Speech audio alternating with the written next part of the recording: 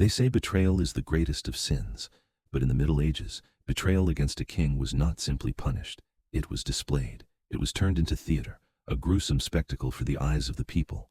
I know this, because I was there. I saw it unfold before me.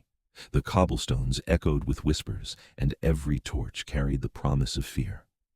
I can still hear the cries that tore through the night, the sound of iron chains dragging against the ground, and the suffocating mix of smoke, sweat, and blood that filled the air. The man who betrayed his king was not granted a simple death. No. What awaited him was so horrifying, so drawn out, that even death itself felt like a mercy denied. Stay with me until the end, and you'll understand why, after that day, no one, not even the bravest knight, dared to repeat his mistake. It started with whispers. A knight of the realm, once celebrated at feasts, once praised in the king's hall, had betrayed his oath. Some said he sold secrets to the enemy across the sea. Others claimed he'd been passed over for command, and envy had eaten at his heart. But in truth, the reason no longer mattered. In those days, even a shadow of suspicion was enough to end a man's life. And so, one night, as the village slept, soldiers in crimson livery rode hard through the mist. They stormed his manor, their boots thundering against the wooden steps, their torches casting wild light across the stone. They broke down the doors with iron and fury, seized him before his children's terrified eyes, and shackled his wrists with cold, merciless steel.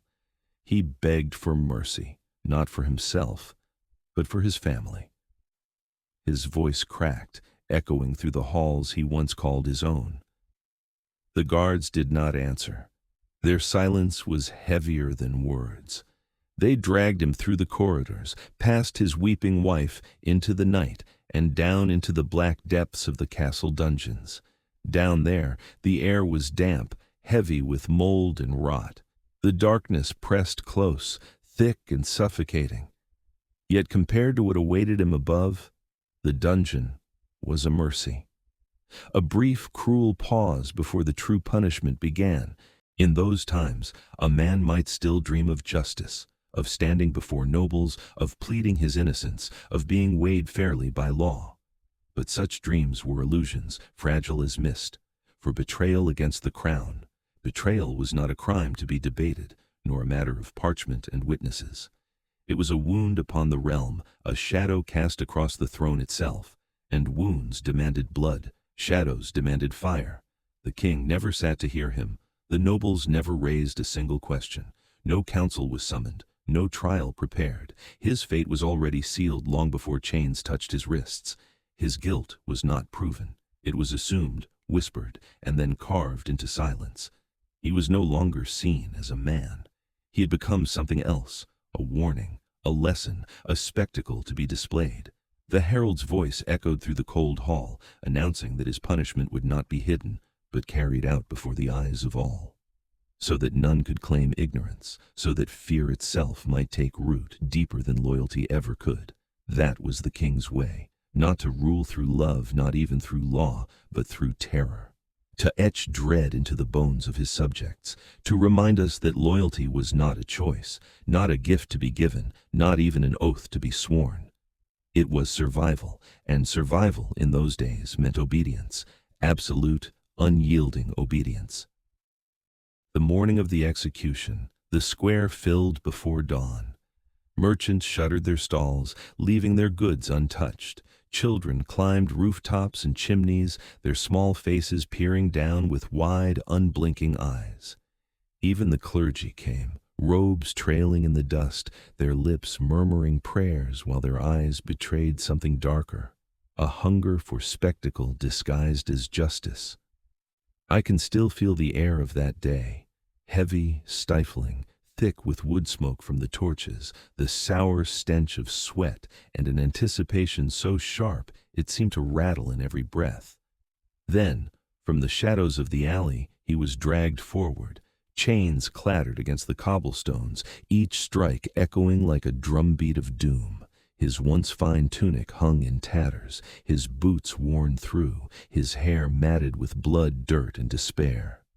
Yet somehow, he lifted his chin, holding fast to the last fragment of his knighthood, the last memory of honor. But then his gaze fell upon the stage, the ropes swaying like serpents, the iron hooks gleaming in the torchlight, the great wooden table waiting cold and silent. And in that instant, the fire in his eyes faltered. Defiance gave way to something smaller, something more human, the first tremor of fear. They stripped him bare so that the crowd could see not a knight, not a lord draped in silks, but a man, fragile, trembling, and mortal. Even the children in the square leaned forward, their innocence broken by what was about to unfold.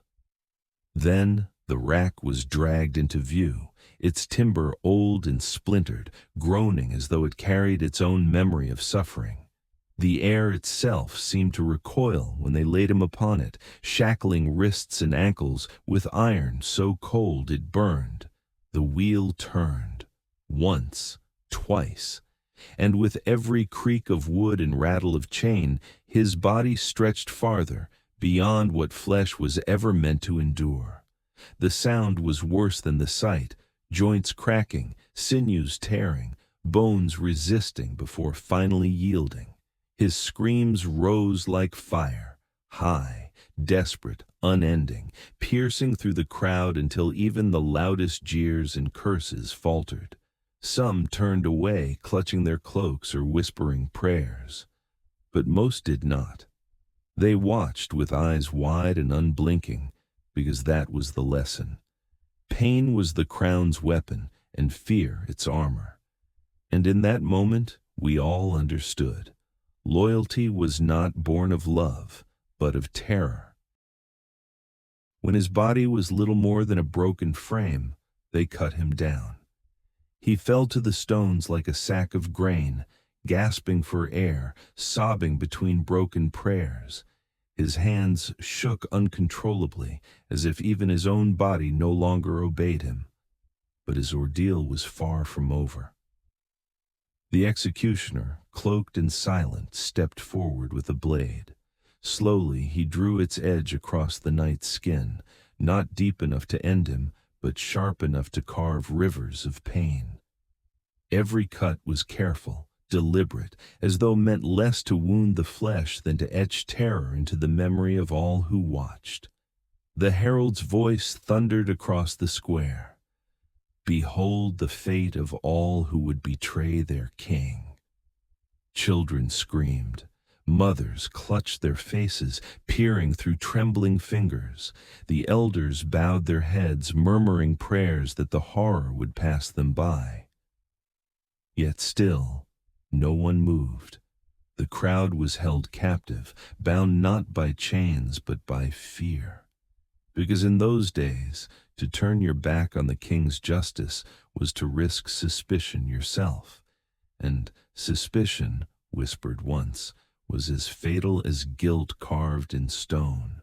After what felt like endless hours, his body was no longer a man's but a ruin. Joints shattered, sinews torn, breath as thin as smoke. And yet, against all reason, he lived. His chest rose weakly, eyes dim but still burning with the faintest spark, as if hope itself refused to die. That was when the king's mercy arrived. A rope was fastened around his neck, and with a sudden pull he was lifted from the earth. His body convulsed, his face swelled a ghastly purple, his tongue slack.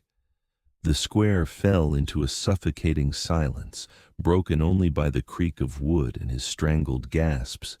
Just as the end seemed certain, the rope was cut. He collapsed to the stones like a discarded puppet, heaving, choking, clawing at the air, a drowning man hauled cruelly back into the storm. But this was no salvation. It was a prelude. His chest was torn open, and from within, the executioner raised his heart, quivering, faintly beating, a final trophy lifted high for all to see. The crowd recoiled in horror. Some crossed themselves, others whispered prayers into trembling hands, and yet not a single soul looked away. For this was no justice, but vengeance, a dark theater, written by the crown itself. His body was quartered, each limb carried by riders to the gates of the kingdom's great cities. At dawn, they were nailed high upon the stone walls, pale flesh against gray battlements, swaying in the wind like banners of dread. Every traveler who entered, every merchant with his cart, every wandering peasant trudging beneath those arches saw the message, unspoken yet undeniable. It was carved not in words but in flesh. Betrayal will not be forgotten. Betrayal will not be forgiven.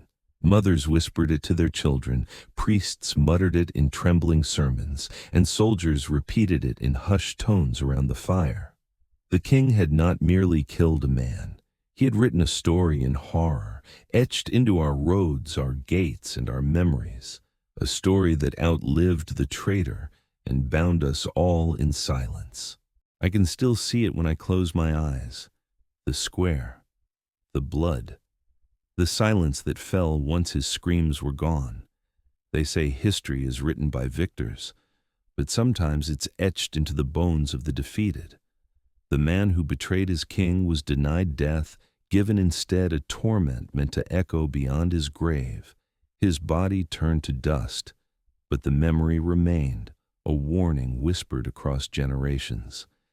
And if you think this was the cruelest the Middle Ages had to offer, you are wrong. There was another device, another fate, so dreaded that even the bravest knights begged for the sword instead.